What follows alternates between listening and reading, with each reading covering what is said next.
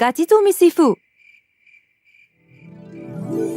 Gatito Misifu was a lovely little cat living with her mom in a small house. Her white fur resembled pure snow. One day, her mom wanted to go to the market. She wanted to make sure her daughter would be safe and gave clear instructions before leaving. My sweet little girl, I will be back very soon. Meanwhile, you stay home and you do not open the door for anyone. Gatito listened to her mom and started reading a book. Suddenly, there was a knock at the door. Who is it? It's Sun Sansu.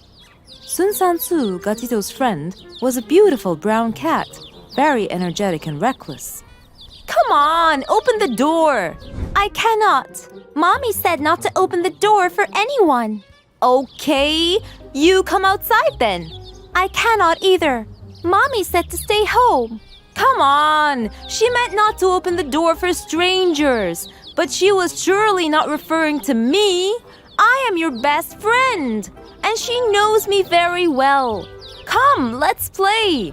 I have a new ball to show you, and we will stay here. Gatito thought about the logical analysis Sun Sansu stated. Okay, but we will play next to our door. Sure, and we won't be late. We'll play for a few minutes, and you'll get back inside before your mom returns. And so, Gatito Misifu went to play with her convincing friend. They shot the ball, ran after it, and had lots of fun. At some point, Sun Sansu kicked it very high. The ball bumped into a tree and rolled down the field. The two little friends quickly followed its path to catch it, but the ball continued rolling down the road. The little cats trailed it constantly. They splashed into mud puddles, ran into bushes, jumped into garbage bins. Well, they surely did not notice the time spent nor the place they went. When the sky began to turn dark, signaling the approaching night, they looked around and realized they had no clue where they were anymore. Gatito panicked. Oh dear, what time is it? And how can we get back home? No worries. I can get you back in a cinch. But Sun Sansu was completely unaware of their location. He started asking around. How can we go to Swift Road? No idea. Never heard of it. Oh, it's in a completely different region. They received different answers, but none could guide them home. They had difficulty retracing their steps. They struggled to remember the places they passed by. It was a long and difficult trip. When Gatito Misifu stepped on the threshold of her house, it was really dark and late. Her mother answered her knocking with a voice filled with tears. Who is it at this time? It's me, Gatito Misifu. Her mother quickly opened the door, desperately searching for her daughter, but then promptly shut it upon seeing her. Go away! You're a fraud! No, Mommy, it's Gatito, your little daughter. Not at all. My sweet little one has white fur and smells lovely. I don't know you. Go away.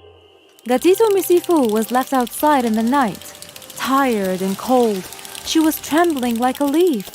The wild voices around her and the freezing weather competed to make her shake more. She curled up around herself on a bench and remained vigilant to her surroundings. Suddenly, lightning struck and the storm began. The rain fell in a downpour, and the little cat couldn't help herself from crying all night. In the early morning, her mother went out to check on news concerning her missing daughter at the police station. It was then that she saw Gatito on that bench. Luckily, with the storm over, the rain had washed her, and her original fur reappeared. Oh dear, I was crazy not knowing where you were. I contacted everyone in my phone book and filed a report at the police station. Honey, what happened? Why are you sleeping here in the cold? And why didn't you come inside? I tried to, but you didn't let me in yesterday. What? Was it you? But no, it was a dirty gray cat. Sorry, Mom, for not respecting your instructions. It was me. I got lost. Her mother wrapped her warmly and escorted her home for a soothing shower and some care.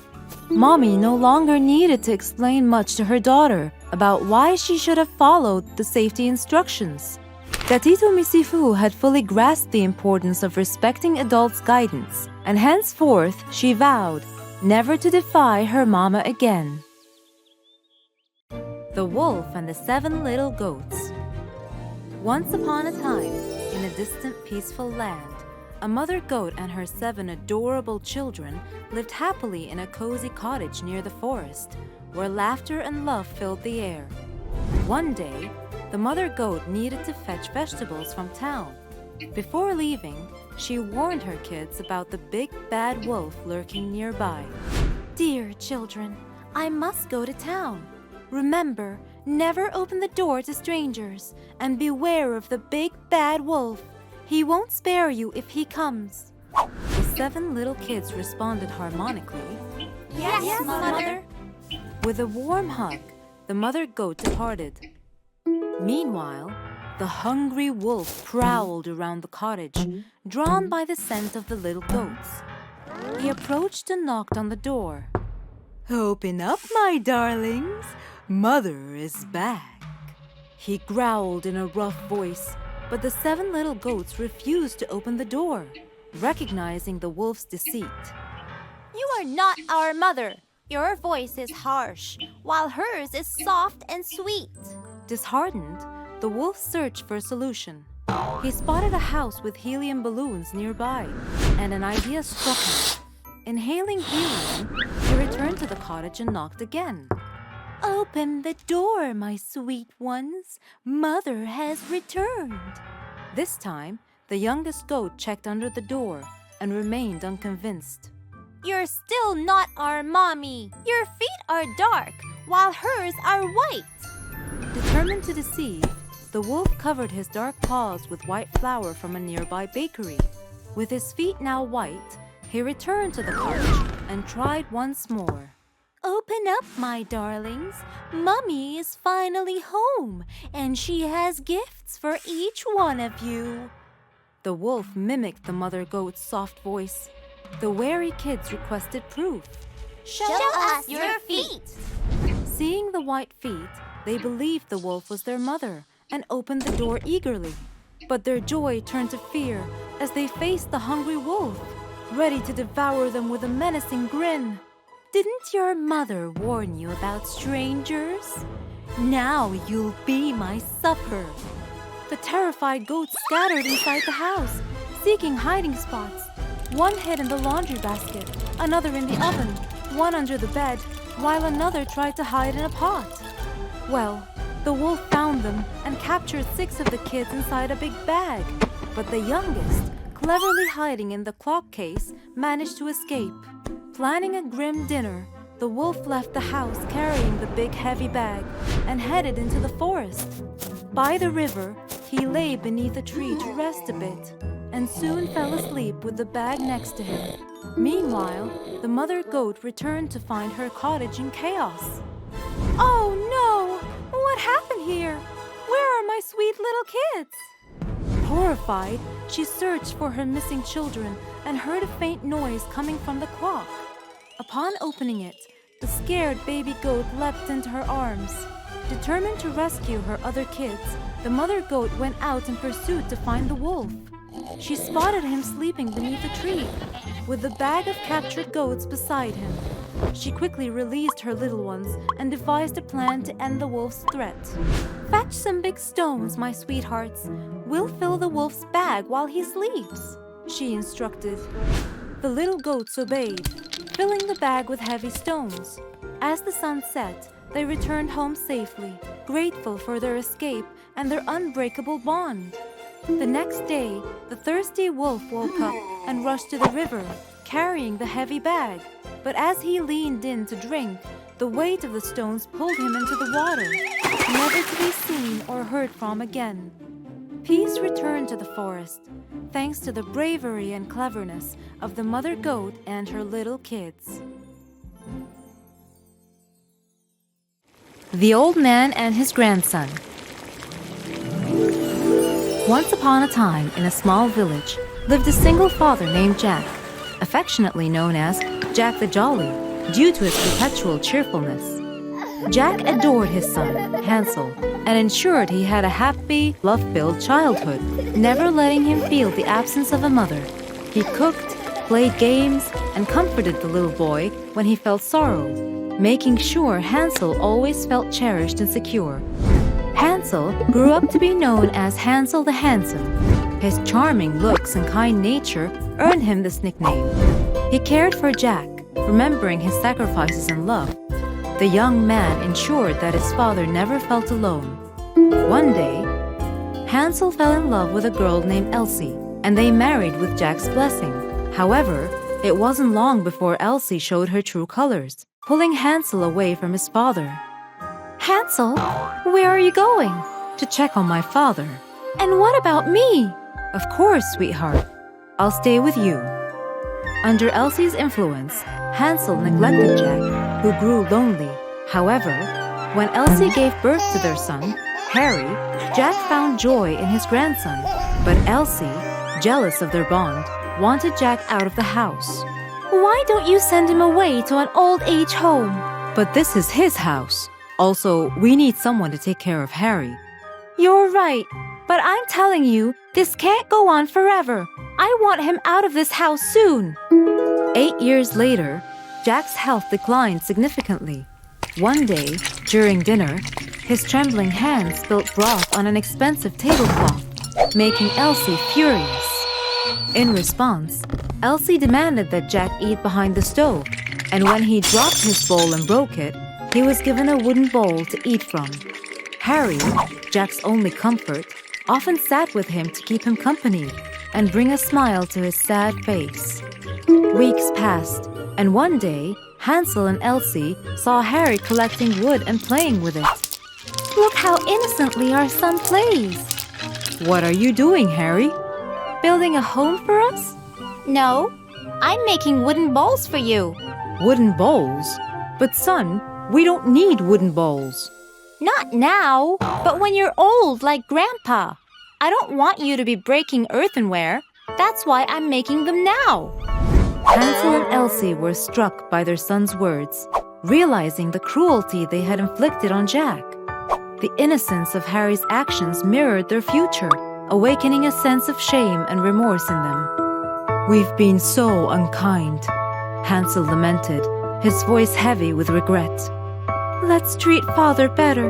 Elsie agreed, tears welling in her eyes. Their son made them realize that one should always take care of his parents when they are old, or they take care of him when he is young.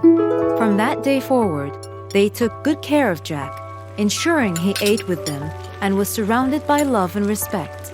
Hansel vowed to always honor his father.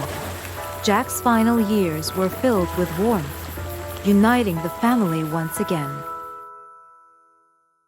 The Three Little Pigs.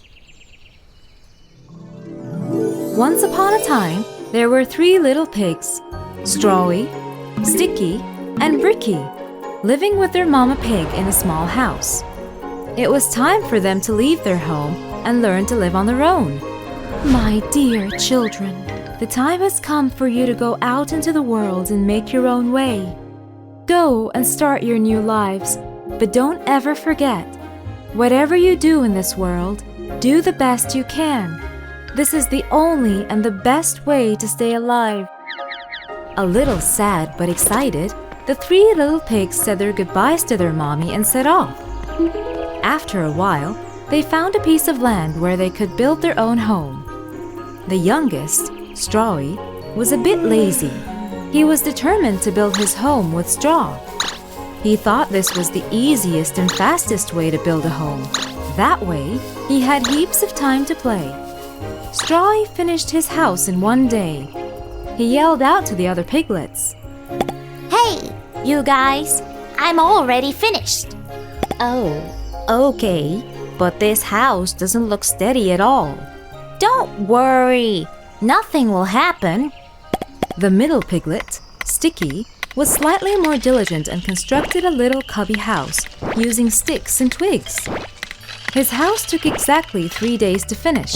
This house was a bit steadier than the one with straw. My dear brother, you've done a great job, but this doesn't look safe at all. Don't worry, this house is very safe. While Strawy and Sticky were having a great time near their newly built houses, singing, dancing, playing, and killing time, the eldest of them all, Ricky, was constantly working because he didn't think much of their ideas. He was the most diligent of the three and decided to build a sturdy house made of bricks. The other piglets laughed. They thought that his effort was useless. Why would you bother with this when you can quickly finish like we have? Ricky didn't bother listening to them and worked for 1 whole week and managed to finish his house made out of bricks and rocks. The brick house looked lovely and like it could withstand the strongest winds. A day later, a sly and cunning wolf named Wiley arrived near their home. He first stood in front of the house made of straw, and he smelled the pig inside. He thought the pig would make a mighty fine meal. Little pig, let me in, let me in. No, not by the hair on my chinny chin chin. Then Wiley, who was a very big, bad, and greedy wolf, showed his teeth and said, Then I'll huff, and I'll puff, and I'll blow your house down. You can't do anything to me. My house is steady enough. And so the wolf huffed, and he puffed, and he blew the house down in an instant. The wolf opened his jaws very wide and bit down as hard as he could. But with great effort, the first little pig barely escaped and ran away and went to Sticky's house to hide for safety. The hungry wolf continued down the lane, and he passed by the second house made of sticks. He smelled the pigs inside, and he thought about the fine dinner they would make. Little pigs, let me in, let me in. No, not by the hair on my chinny chin chin. Then I'll huff, and I'll puff, and I'll blow your house down. You can't do anything to me. My house is steady enough. The wolf huffed, and he puffed, and tried to blow the stick house down, but it took a bit more effort. Eventually, he succeeded. His big jaws clamped down on nothing but air, and the two pigs ran away and rushed to hide in Ricky's house, which was the sturdiest of them all. The starving wolf chased them and arrived at the third piglet's brick house, where he could smell all three of them inside. He knew that they would make a lovely feast. Little pigs, let me in, let me in. No, not by the hair on my chinny chin chin, said the third little pig confidently. Then I'll huff, and I'll puff, and I'll blow your house down. Don't you even try, you bad wolf. You cannot come in this house. Well, he huffed, and he puffed. He puffed, and he huffed, and he huffed, and he puffed, but he could not blow the house down. At last, he was so out of breath that he couldn't huff and he couldn't puff anymore. So he stopped to rest and thought a bit. Finally, being exhausted, the wolf decided to try another way to go in. He saw the chimney up on the roof and started to climb the tree. Hearing a scrambling sound, Ricky realized that the wolf was going to climb up on the roof and come down the chimney. The piglets quickly lit up the fireplace right under the chimney and got the biggest pot they had, filled it full of water, and put it to boil on the woods. The wolf barely climbed up the chimney and threw himself in a plop. With a tremendous splash, he landed straight into the boiling bucket. Yowie! He screamed and shot back up the chimney. The last the three little pigs saw of the big bad wolf was him flying over the treetops, clutching a very sore tail. Mommy was right. Whatever we did in this world, we gave it our best. If you really work for something, it will be a success. From that day on, the two piglets were never lazy. They worked hard like their big brother and lived a happy and safe life in their strong brick houses.